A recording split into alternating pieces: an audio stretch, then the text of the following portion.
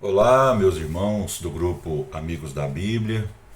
Hoje é o dia 42 do nosso desafio da leitura do Novo Testamento em 90 dias. E hoje vamos falar sobre Atos 5, 6 e 7. Atos capítulo 5. Satanás ainda ataca os crentes e usa um plano duplo quando faz isso: engano interior e perseguição exterior. Esse capítulo o apresenta operando nessas duas esferas. Do versículo 1 até o 16, a gente tem aqui a oposição interior. Aqui a gente tem, Ananias e Safira enganando, dizendo que havia dado todo o dinheiro da venda da propriedade, mas retiveram uma parte desse dinheiro. O problema não estava em eles reterem uma parte desse dinheiro, e sim mentirem para passarem uma impressão de que eram mais espirituais, do que realmente eram. E aqui no versículo 3 até o 4, Pedro, através do Espírito Santo, recebe o discernimento dado pelo Espírito, e esse casal é descoberto, vamos dizer assim, em sua mentira. Versículos 5 até o 11 relatam a morte de Ananias e depois a morte de Safira. E por que eles morreram?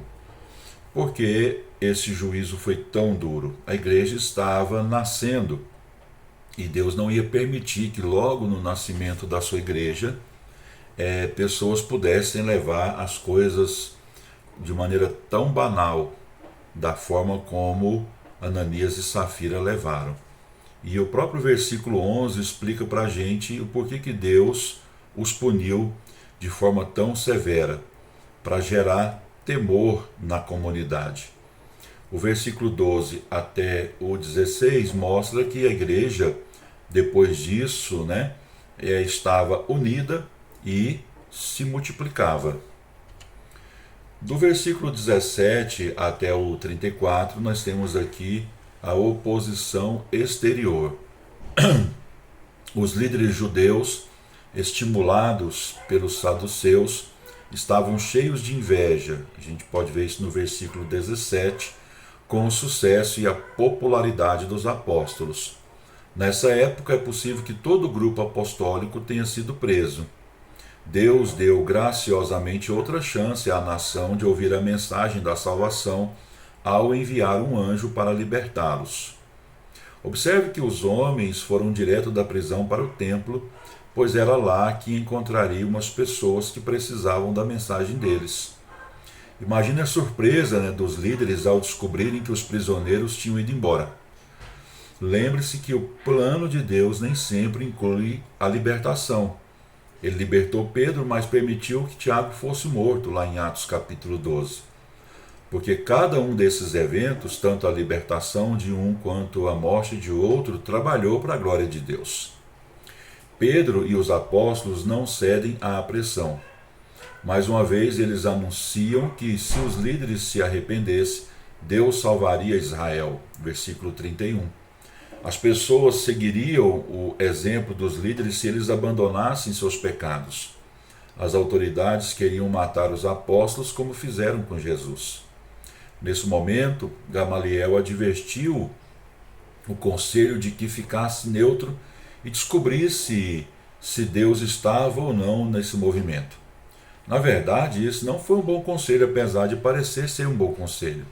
Ninguém pode ser neutro em relação a Cristo. Adiar a decisão é um desastre para a corte. Deus, por meio de sinais e milagres, dera todas as evidências de que estava em operação e não havia razão para protelar uma decisão. É interessante observar que Gamaliel era fariseu e não fazia parte do grupo de saduceus que levaram à decisão de prender os apóstolos. Ele também foi o grande rabi judeu que ensinou o apóstolo Paulo, de acordo com Atos capítulo 22, versículo 3. Os apóstolos apanharam antes de serem soltos, mas eles sentiram-se jubilosos quando saíram. Eles consideravam um privilégio sofrer por Cristo. Observe que à medida que os apóstolos ensinavam e pregavam Jesus Cristo, o ministério da igreja continuou, primeiro, diário, segundo, público e terceiro, particular, nas casas. Atos capítulo 6. Agora encontramos aqui um segundo problema na congregação, a murmuração no grupo de crentes. Aqui nós temos uma dificuldade familiar. Há um problema aqui, a igreja estava crescendo muito, aos seus milhares, e havia um problema da distribuição de alimentos, o cuidado, da tarefa social da igreja com os judeus de fala grega. E eles tiveram aqui uma ideia que foi instituir um serviço diaconal. Escolheram homens de acordo com um padrão elevado, e esses homens foram separados para servir no sentido de cuidar socialmente da comunidade da fé. Destaca-se entre eles, dentre esses diáconos, Estevão e Filipe. A gente vai ver agora sobre Estevão, que é um diácono fiel, a partir do versículo 8 do capítulo 6 de Atos. O nome Estevão significa coroa de vencedor, e com certeza ele ganhou uma coroa por ser fiel até a morte. Apocalipse capítulo 2 e versículo 10 fala sobre a necessidade de sermos fiéis até a morte. De acordo com o versículo 3, Estevão tinha uma reputação boa entre os crentes. Era cheio do Espírito e tinha sabedoria prática. Em Jerusalém havia centenas de sinagogas, muitas das quais edificadas por judeus de outras terras. Judeus romanos, descendentes de escravos hebreus libertos, edificaram a chamada Sinagoga dos Libertos, que é citada lá no versículo 9. É interessante observar que Estevão testificou em um local em que havia judeus da Cilícia, pois Paulo era de lá, de acordo com Atos capítulo 21 e versículo 39, e pode muito bem ter debatido com Estevão nessa mesma sinagoga. Não levou muito tempo para que Estevão fosse preso. Acusaram-no de blasfemar contra Moisés e a lei e de dizer que o templo seria destruído, o que provavelmente referia-se às palavras de Cristo registradas em João capítulo 2, versículo 19 até o 21. Deus testemunhou a fé de Estevão ao irradiar sua glória na face dele. No capítulo seguinte, examinaremos o grande discurso de Estevão. Então, o capítulo 7 vai registrar o mais longo discurso do relato de Atos, como também o ponto de virada da história, ou na história espiritual de Israel. Ele apresenta o terceiro assassinato importante da nação, João Batista, Cristo e agora Estevão, e sua rejeição final da mensagem da salvação.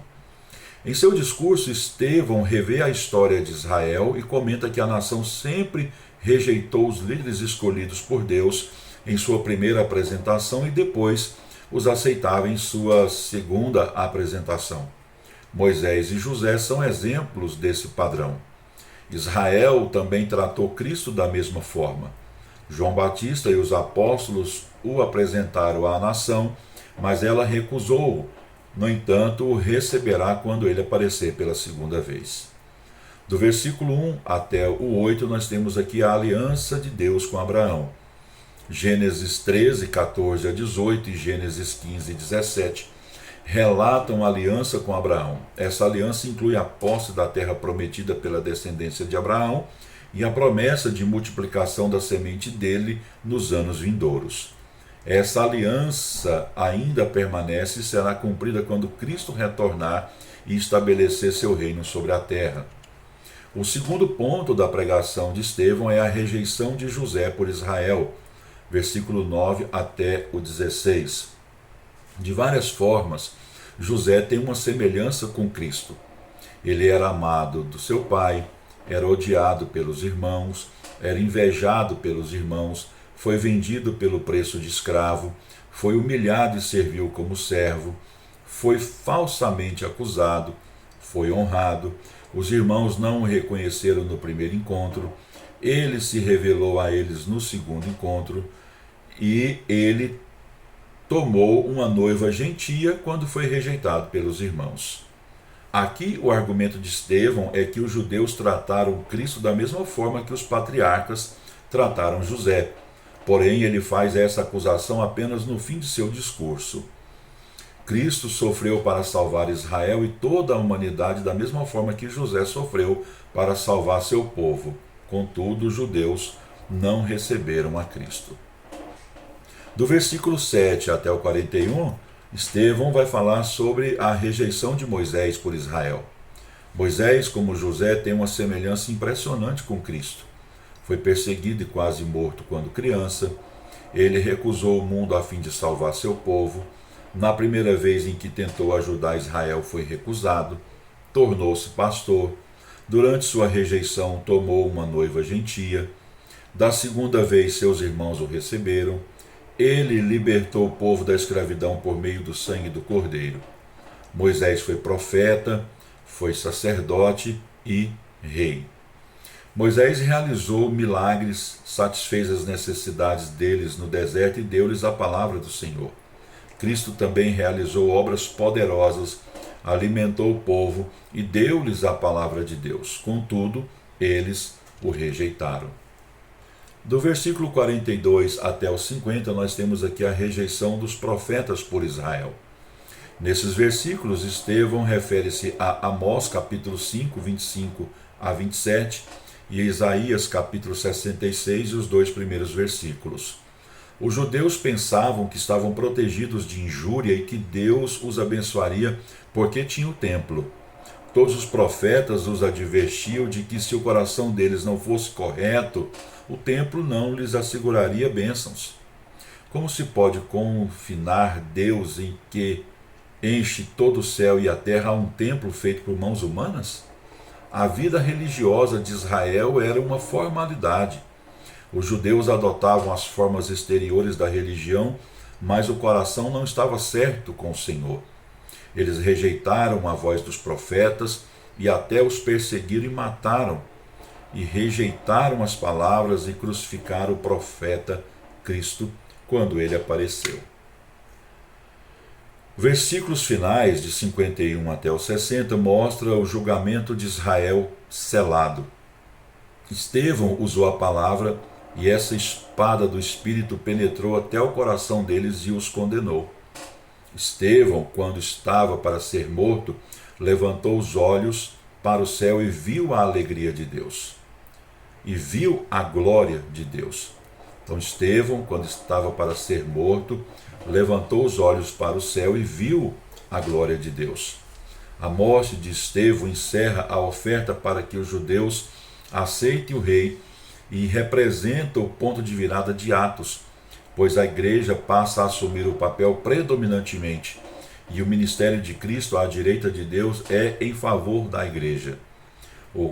A oração de Estevão mostra seu amor pelo povo e lembra a intercessão que Cristo fez do alto da cruz. O uso do verbo adormecer é uma bela imagem do que a morte representa para o crente. O julgamento de Israel estava selado. No capítulo seguinte, vemos o evangelho da graça, não a mensagem do reino, mudar dos judeus para os samaritanos e os gentios. Eu finalizo aqui mais um vídeo. Deus abençoe sua vida e lembrando que os nossos comentários são extraídos e adaptados aqui conforme a necessidade nossa do comentário bíblico UESB. Que Deus abençoe você e até o próximo vídeo.